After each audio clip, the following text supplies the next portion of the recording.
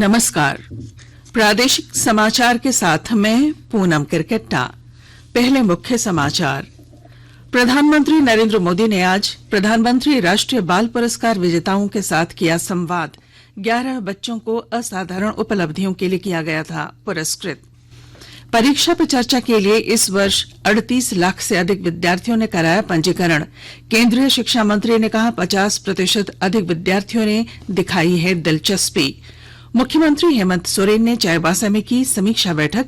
अधिकारियों को सरकारी योजनाओं में तेजी लाने का दिया निर्देश। और तीसरे और अंतिम एक दिवसीय क्रिकेट मैच में भारत ने न्यूजीलैंड को 386 रनों का दिया लक्ष्य। रोहित शर्मा और शुभमन गिल ने लगाया शतक। और अब समाचार विस्तार से। प्रधानमंत्री नरेंद्र मोदी ने आज नई दिल्ली में अपने आवास पर प्रधानमंत्री राष्ट्रीय बाल पुरस्कार विजेताओं के साथ बातचीत की। 11 बच्चों को 6 श्रेणियों कला, संस्कृति, बहादुरी, नवाचार, सामाजिक सेवा और खेल में असाधारण उपलब्धियों के लिए कल पुरस्कार प्रदान किए गए थे। प्रत्येक पुरस्कार विजेता को 1 पदक, 1 लाख रुपए नकद और 1 प्रमाण पत्र दिया गया। पुरस्कार पाने वालों में 11 राज्यों और केंद्र शासित प्रदेशों के 6 लड़के और 5 लड़कियां हैं। बातचीत के दौरान महिला और बाल विकास मंत्री स्मृति ईरानी भी मौजूद रहीं। केंद्रीय शिक्षा मंत्री धर्मेंद्र प्रधान ने कहा है कि इस वर्ष परीक्षा पे चर्चा के लिए 38 लाख से ज्यादा विद्यार्थियों ने पंजीकरण कराया है, जो पिछले वर्ष की तुलना में 50% अधिक है। पिछले वर्ष लगभग 15,50,000 विद्यार्थियों ने पंजीकरण कराया था। आज नई दिल्ली में संवाददाता सम्मेलन को संबोधित करते हुए श्री प्रधान ने कहा कि इस वर्ष पंजीकृत विद्यार्थियों में से लगभग 16 लाख देश भर के राज्य बोर्ड के हैं। देश भर से 102 विद्यार्थियों को राजधानी के तालकटोरा स्टेडियम में 27 तारीख को होने वाले कार्यक्रम में शामिल होने के लिए आमंत्रित किया गया है। श्री प्रधान ने कहा कि मंत्रालय को परीक्षा पे चर्चा के लिए 20 लाख से ज्यादा सवाल प्राप्त हुए हैं। यह कार्यक्रम 2018 से हर वर्ष आयोजित किया जा रहा है। परीक्षा पे चर्चा कार्यक्रम प्रधानमंत्री की परिकल्पना है। पूर्व मुख्यमंत्री और विधायक बाबूलाल मरांडी की ओर से दल बदल मामले में विधानसभा अध्यक्ष के न्यायाधिकरण में फैसला सुरक्षित रखे जाने के खिलाफ दायर याचिका पर झारखंड उच्च न्यायालय ने फैसला सुनाया। उच्च न्यायालय के न्यायमूर्ति राजेश शंकर की कोर्ट ने बाबूलाल मरांडी की याचिका को सुनवाई योग्य नहीं मानते हुए याचिका खारिज कर दी है। उच्च न्यायालय ने कहा कि स्पीकर कोर्ट में मामला लंबित है, इसलिए कोर्ट को इसमें न्यायिक हस्तक्षेप करना उचित प्रतीत नहीं होता। इसे ध्यान में रखते हुए इस पिटीशन को खारिज किया जाता है। 5 जनवरी को दोनों पक्षों की सुनवाई पूरी होने के बाद अदालत ने मामले में फैसला सुरक्षित रखा था। लातेहार में जिला विधिक सेवा प्राधिकार के तहत पोक्सो एक्ट पर जिला स्तरीय परामर्श कार्यक्रम का आयोजन किया गया। और जानकारी के साथ हमारे संवाददाता। लातेहार जिला विधिक सेवा प्राधिकार के तत्वाधान में पोक्सो एक्ट पर जिला स्तरीय परामर्श कार्यक्रम का आयोजन किया गया। प्रधान जिला एवं सत्र न्यायाधीश अखिल कुमार ने कहा कि 18 वर्ष से कम उम्र के बालक बालिका के साथ यौन अपराध के रोकथाम के लिए पोक्सो एक्ट वर्ष 2012 में लागू किया गया है। बच्चों के साथ यौन अपराध काफी गंभीर मामला है, इसमें सख्त सजा का प्रावधान बनाया गया है। उपायुक्त भोर सिंह यादव ने कहा कि शिक्षक एवं अभिभावक पोक्सो एक्ट के बारे में जाने व इसके बारे में छात्र छात्राओं को बताएं। संजय कुमार तिवारी, आकाशवाणी समाचार लातेहार। आकाशवाणी के ताजा तरीन समाचारों के लिए आप हमारी वेबसाइट newsonair.com पर लॉग ऑन कर सकते हैं। ताजा समाचार Twitter handle @AIR news alerts और Facebook page All India Radio News पर भी उपलब्ध है। आप प्रादेशिक समाचार एकांश के ट्विटर हैंडल @AIR न्यूज _ और फेसबुक, इंस्टाग्राम पेज तथा YouTube channel AIR news Ranchi पर भी हमारे बुलेटिन सुन सकते हैं। प्रादेशिक समाचार आप आकाशवाणी रांची से सुन रहे हैं। मुख्यमंत्री हेमंत सोरेन ने अधिकारियों के साथ चाईबासा जिले में चल रही विकास योजनाओं को लेकर बैठक की। बैठक के दौरान लंबित योजनाओं में तेजी लाने और सरकारी योजनाओं का लाभ आम जन को देने का निर्देश अधिकारियों को दिया। इधर खुटकट्टी मैदान में आयोजित खतियानी जोहार यात्रा को संबोधित करते हुए मुख्यमंत्री हेमंत सोरेन ने कहा कि उनकी सरकार दबे कुचले गरीब लोगों के लिए काम कर रही है। झारखंड को आगे बढ़ाने की सरकार कोशिश कर रही है, जिससे विपक्षियों को परेशानी हो रही है।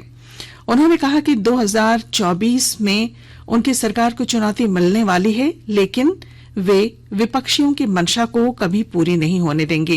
मुख्यमंत्री ने झारखंड में बैंकों की कार्यशैली पर भी सवाल उठाया। उन्होंने कहा कि समीक्षा बैठक के दौरान ये बात सामने आई कि पश्चिमी सिंहभूम के बैंकों में 24,000 करोड़ रुपए हैं और इन पैसों से दूसरे राज्यों में रोशनी हो रही है, जबकि झारखंड में अंधेरा छाया है। गिरिडीह जिले में कुष्ठ रोग को लेकर जागरूकता अभियान 30 जनवरी से शुरू हो रहा है। विस्तृत ब्यौरे के साथ हमारे संवाददाता। आजादी के अमृत महोत्सव के मौके पर गिरिडीह जिला प्रशासन स्पर्श कुष्ठ जागरूकता अभियान की शुरुआत कर रहा है।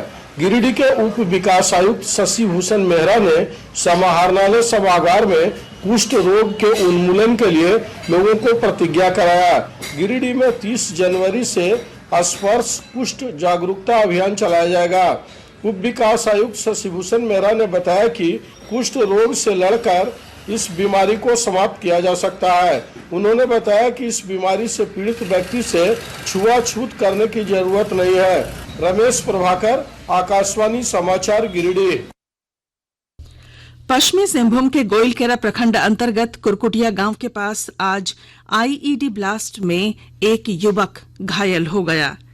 घायल ग्रामीण माटा अंगरिया गोइलकेरा प्रखंड के हाराहासा पंचायत के कटम्बा वनग्राम का निवासी है।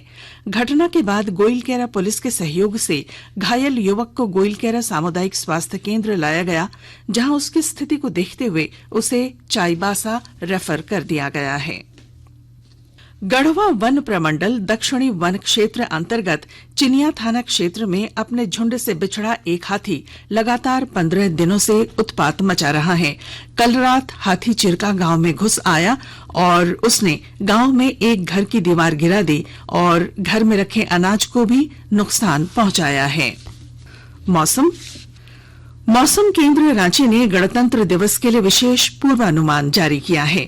26 जनवरी को राज्यभर में सुबह धुंध छाये रहने तथा बाद में आंशिक बादल छाये रहने के संदेश जारी किए गए हैं। वहीं तापमान में कोई बदलाव नहीं होगा। गुजरात के नाडियाड जिले में 28 से लेकर 29 जनवरी को 12वीं राष्ट्रीय स्तरीय जूनियर एथलेटिक्स प्रतियोगिता आयोजित होगी। इसमें झारखंड पैरालंपिक कमेटी की जूनियर टीम भी भाग लेगी। पैरालंपिक कमेटी ऑफ झारखंड द्वारा राज्य स्तरीय प्रतियोगिता के आधार पर झारखंड के कुल 6 सदस्यीय जूनियर सब जूनियर पैरा खिलाड़ियों का चयन इस राष्ट्रीय प्रतियोगिता के लिए किया गया है। इसमें भागीदारी को चयनित खिलाड़ी और अन्य आज गुजरात के लिए रवाना हो चुके हैं। और अब क्रिकेट। भारत ने न्यूजीलैंड को तीसरे और अंतिम क्रिकेट मैच में 386 रन बनाने का लक्ष्य दिया है। भारत और न्यूजीलैंड के बीच 3 मैचों की वनडे सीरीज का तीसरा और निर्णायक मुकाबला आज इंदौर में खेला जा रहा है। होलकर स्टेडियम में भारत ने पहले बल्लेबाजी करते हुए रोहित शर्मा और शुभमन गिल के शतक और हार्दिक पांड्या के तेज अर्धशतक की बदौलत 385 रन का स्कोर खड़ा किया।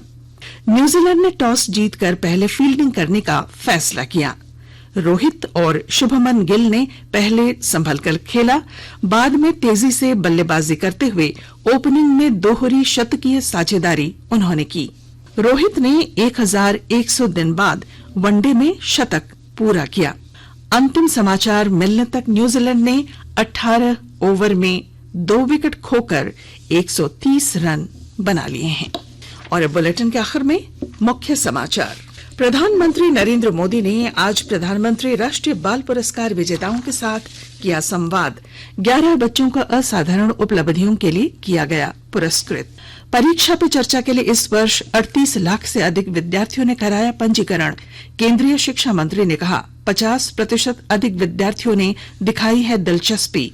मुख्यमंत्री हेमंत सोरेन ने चाईबासा में की समीक्षा बैठक, अधिकारियों को सरकारी योजनाओं में तेजी लाने का दिया निर्देश। और तीसरे और अंतिम एक दिवसीय क्रिकेट मैच में भारत ने न्यूजीलैंड को 386 रनों का दिया लक्ष्य। रोहित शर्मा और शुभमन गिल ने लगाया शतक।